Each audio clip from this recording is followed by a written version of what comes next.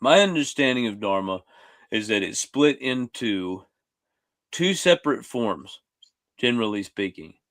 One is universal Dharma, and the other is individual Dharma. This is what confused the hell out of me for so many years. Because when I would read about Dharma and all of these ancient texts, and I would go into practice, I would generally feel or understand this sense of universal Dharma. And when you read the ancient text, that seems to be what is generally described, is Hmm. that there is this universal Dharma or purpose, we could say universal purpose, that every living being is striving towards. And we're all going to the same place. So that's where that phrase, one truth, many paths, comes from. Hmm. There's one purpose or one dharma, and purpose is really not a word that can describe the depth of dharma. As I said, there's no direct English translation, but let's just say purpose. There's one purpose for human life, one dharma, and there's many different paths to get there.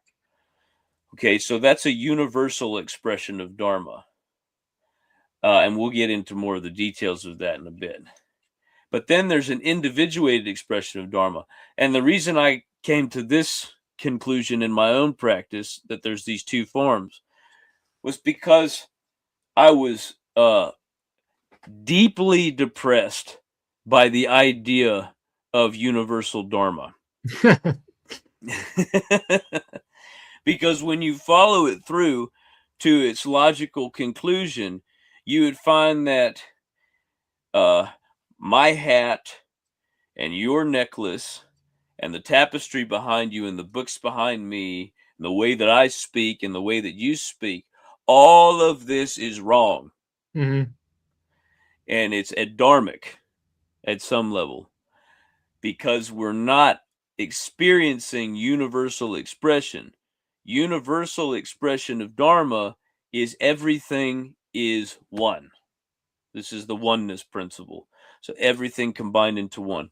And so I see all of this rich, beautiful diversity in the world, you know, not in like a corporate diversity training way, but like in a, I love all the differences between people. I love the Hmm. fact that people aren't equal and that the world is not equal. I don't want everything to be equal. I want everything to be different. And so I enjoy these differences.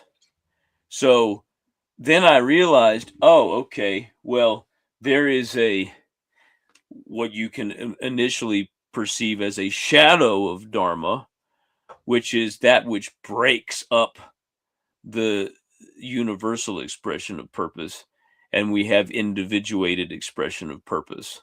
So my Dharma, my personal Dharma, in my present incarnation is different from your Dharma and is Hmm. different from the Dharma of anybody else who's currently watching this.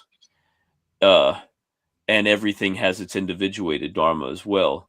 So those are the two forms of Dharma that I recognize.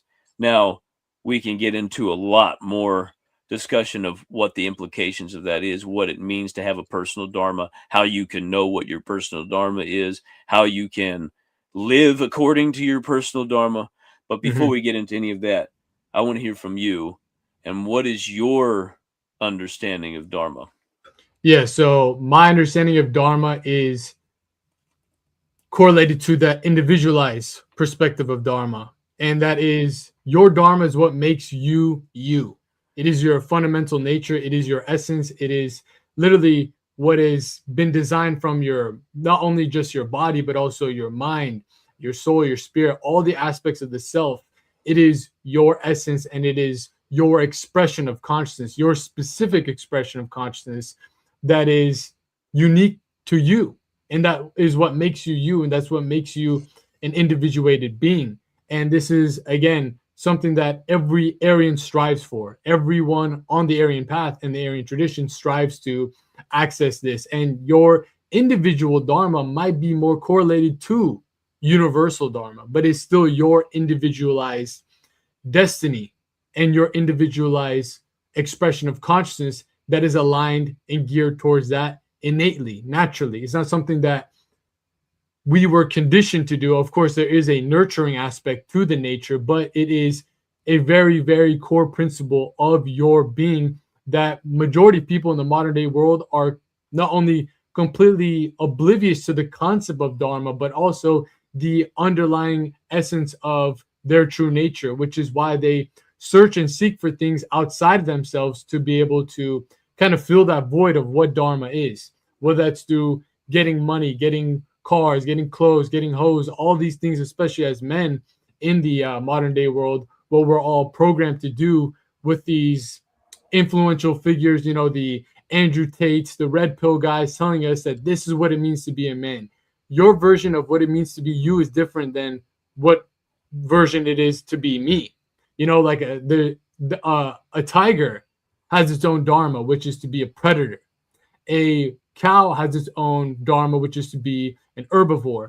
The blade of grass has its own dharma to be a source of vegetation. There's all different aspects of reality that is expressed through dharma, and this is what we are inherently striving for on this path, and what me and Skylar teach with all of our content, with all of our topics, is to be able to inevitably help guide other people to their version of dharma, to their dharma, and that is, of course, access through the path of yoga and the science of tantra that we can be talking about too later on within the stream.